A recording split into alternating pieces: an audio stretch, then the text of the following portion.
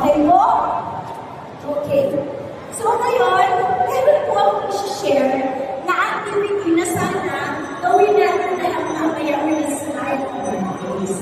Pero bago tayo mag-activity, may pag-iin muna ako. Ang tawag dito ay vision board.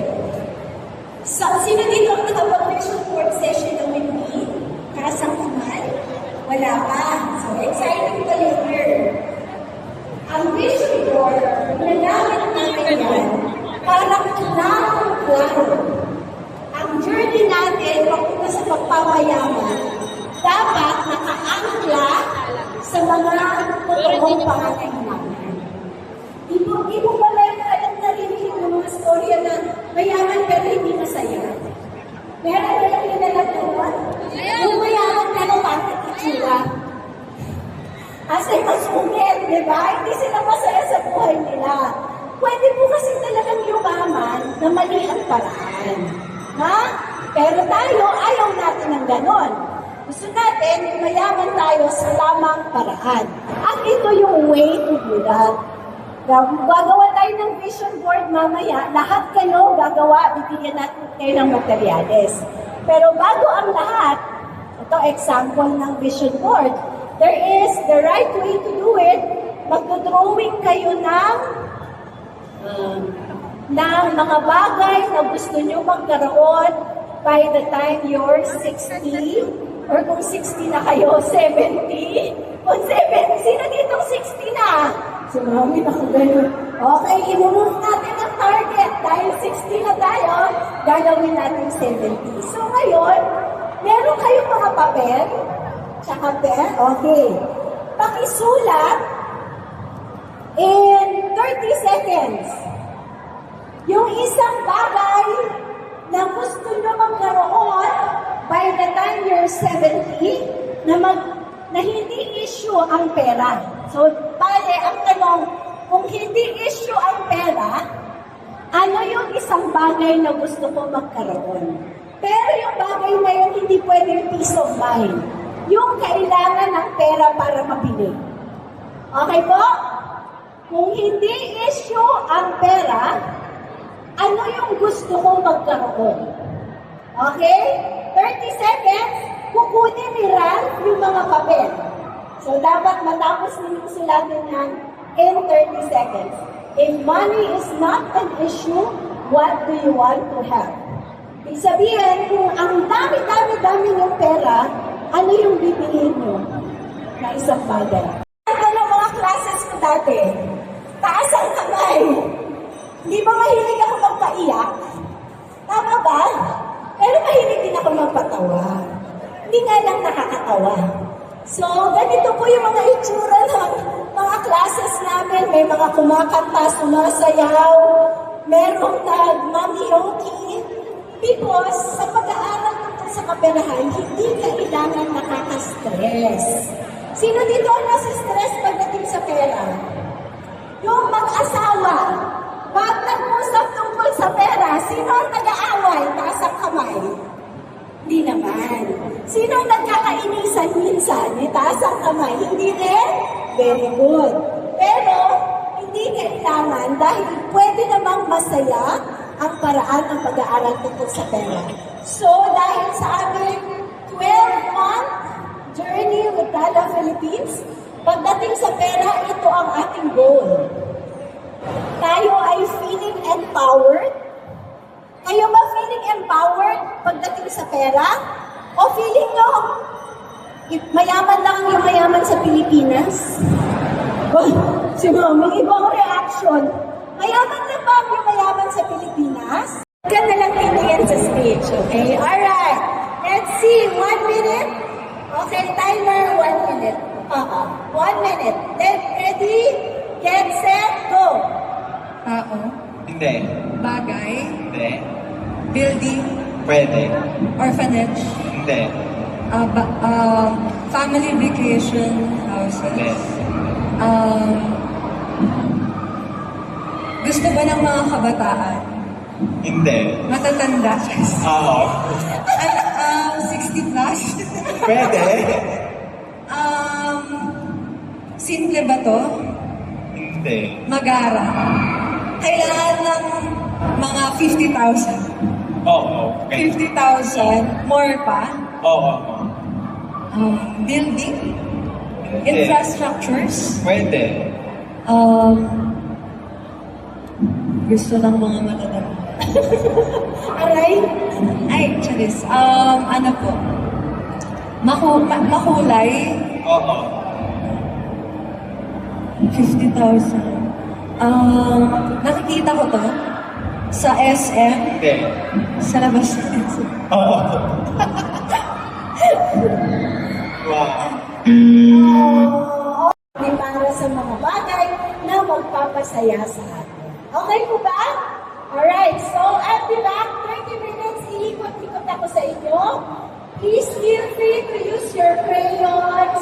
May mga magazines dito na pwede niyong kumpitin at saka ilagay. Yes. Alright, thank you. I'll go to you.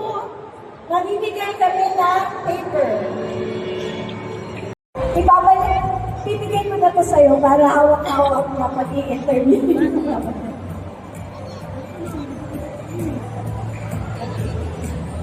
Hindi, no? 5 minutes and 30 seconds.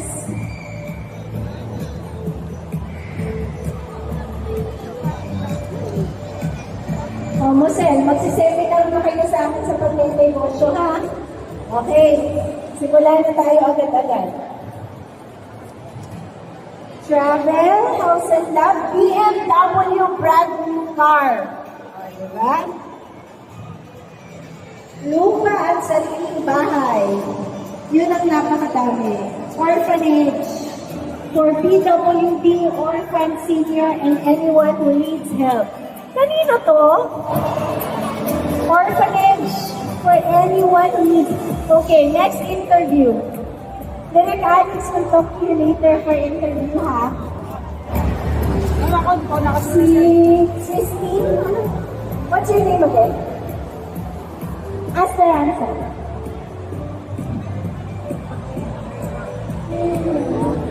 It's okay. Ganda niya.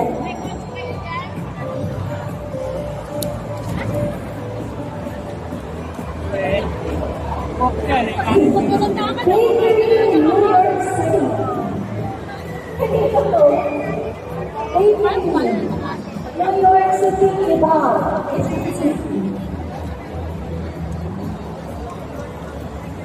Farm lot, property and resort, house and lot of my own family, Canada, US, UK, travel around the world.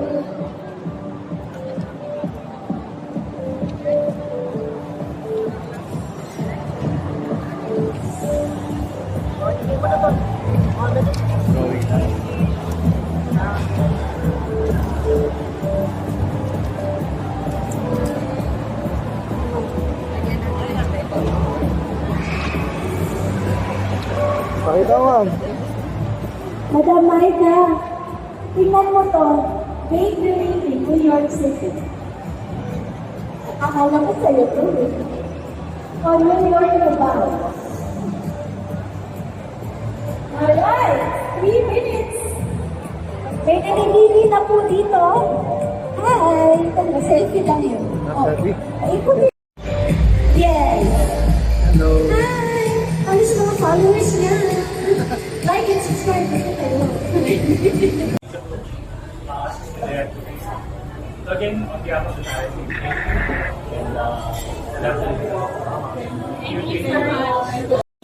inside Metro Manila and outside of Metro Manila as well, to really get to know our customers, potential customers, introduce the brand to them, and if they have any questions, we're able to answer them on the spot, and also just to give the opportunity to touch base with them and build that credibility and trust with our customers. So that's one of the ways. And in terms of how to do it, it's very simple. As long as you have an Android phone and a valid ID, all the customer needs to do is download the app from Google Play Store, and then from there fill out the form through the process there, upload their ID and selfie, and then they should hear back with a credit approval. Usually it takes The application process could be as fast as 5 minutes. Yeah, the application. And to return to your question about Talon's approach to regulation and government, Talon, every market that we enter, it's very important for us that we're legally compliant. We find that the Philippines is a very business-friendly market where the regulators are willing to listen and collaborate, and always strike a balance between protecting the customer as well as ensuring that corporations are also able to provide a sustainable credit to customers. Last two questions. My first question is, what is the benefit of being a Tala borrower? Yeah, I think it's really the simple and fast access to credit. So it's very fast for them, and at the same time it's flexible because they get to choose their own repayment dates. And at the same time, I'm proud to say that we're really trustworthy. This is from the stories of our existing customers. They've seen, they've experienced the difference of working with Tala instead. So having that contrast and that we don't call their contacts, they can when we collect, it's done in a very respectful way. So we always have that two-way trust. So we treat our customers with the utmost respect. For me, it's safety and security. We are always ensuring that the privacy of our customers is protected. We comply with all the data privacy and consensual laws. So safety and security, knowing that when we trust you, you can trust us as well. Sorry, my name is Kenneth from the Inquirer. Just want to very quickly, I know we're running out of time. But this is about financial literacy, right? So can you just give me one tip each for people who start their financial literacy journey? Just one very quick, very doable, very realistic tip for everyone. Story, one of your borrowers. Yeah, sure. I can make a start. I mean, to me, it's not very simple, but it's much first and foremost being aware of what are your costs, like what are your expenses in your daily life, what's your income, and how can you supplement that income. I think once you start with that, and once you start to have an overview of that, then you're in a better position to decide how you supplement your income with Tala credit, how do you use it responsibly, and therefore, let's say, budget for expenses that are accidental. This is just listing them down. Yes, for instance. Or maybe using an app. I think everyone can decide that on their own. Like, I mean, if you're comfortable, let's say the newer generation, like there's a lot of apps out there that can help you with that. And even just using a pen and paper and like being aware of, like, and I think Salva speaks a lot about this, like being aware of like what you're earning and what you're spending on. For me, it's building your credit score. So taking only what you need from whether it's credit cards, financial circumstances, and paying your bills on time, including bills. For me, it's using credit wisely, choosing to use it for good debt instead of bad debt. So what is good debt? It's really for income generating. So what we don't want is that customers get drowned. We don't want them to be drowning in debt, right? So we want them to be able to take out credit and to use it to make more money. So that's one of the things. That's why it's like an SME group this time that we're speaking to, because we've heard so many stories from customers that with 1,000 pesos, 1,500 pesos, they're able to start a business. For example, in iBabe, she started a home-based food business, and then we have Eds who started selling kimchi, and then her Kojic soap business. There's so many stories that our customers have, and you'll see it later back in the Talakayan session where Denise will take us through the different success stories of our customers. That is not necessarily a bad thing, right? All the big corporations have this. So one last We don't have enough time. next time na lang. Clarity was a very important point. Pero thank you for all. Thank you. Nice to meet you. Yun yung value ng oras para sa Diyos at para sa pamilya. And ako naniniwala at nagpapasalamat sa oras na ibinigay ng Tala. Nagpapasalamat tayo sa oras na ibinigay ni Mang Salve at sa lahat ng mga organizers na nandito. Dahil kung hindi dahil sa oras na ito, hindi po tayo mabibigyan itong oportunidad na magkaroon ng mas magandang future para sa business natin at para sa pamilya natin.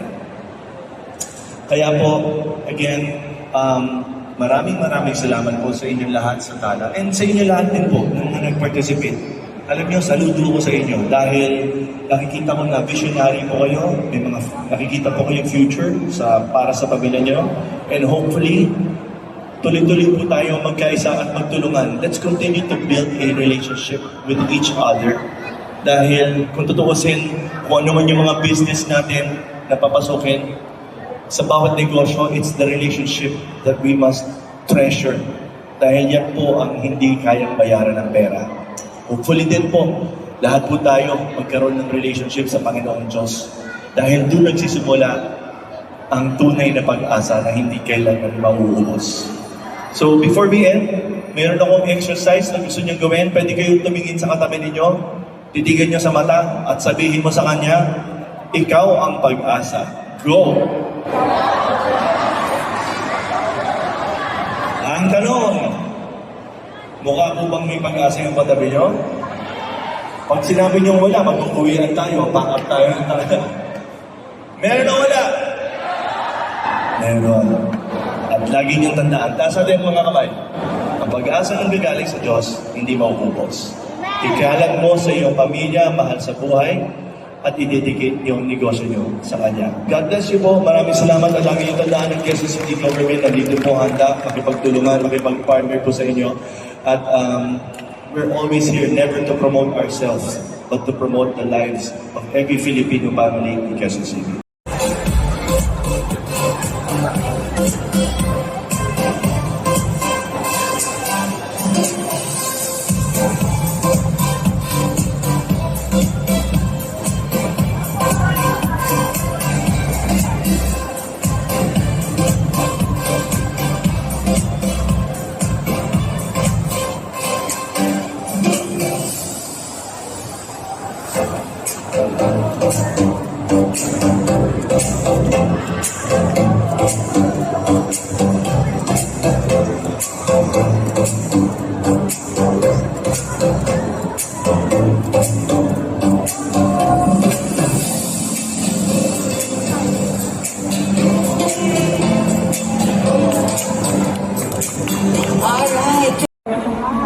Lahat kami doon nagatulo sa Karangan.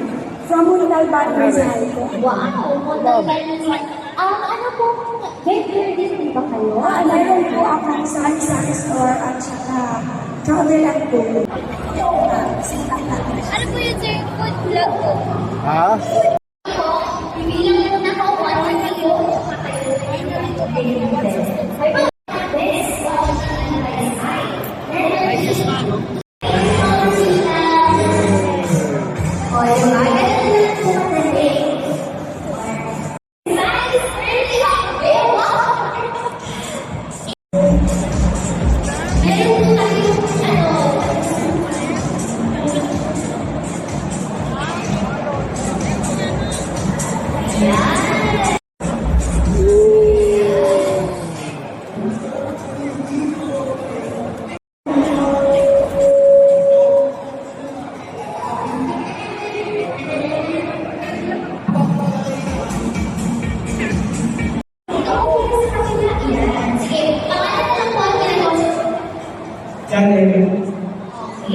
Sige po ba? Ano pangalan? Susan. Alright, ready na po ba tayo maglaro? Okay na po. May pag-focus po tayo para manalo tayo. O sige, gawin sa lahat. Tapos, tayo sa ating. Sorry, ano po namin lang yung story. Oo, ano po pangalan nila? Ay, Demo nyo. May nabili na po ba kayo sa ating exhibit po?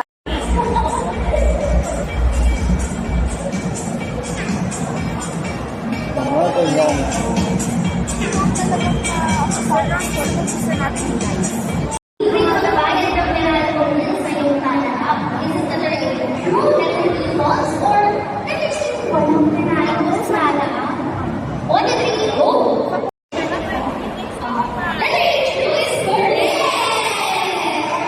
Thank you!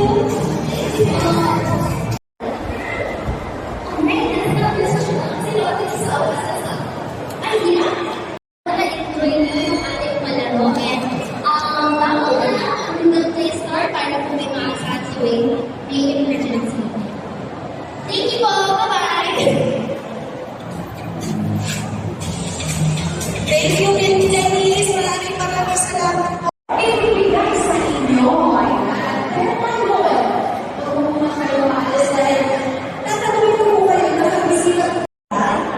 Ayan. Okay, so ayan na nga.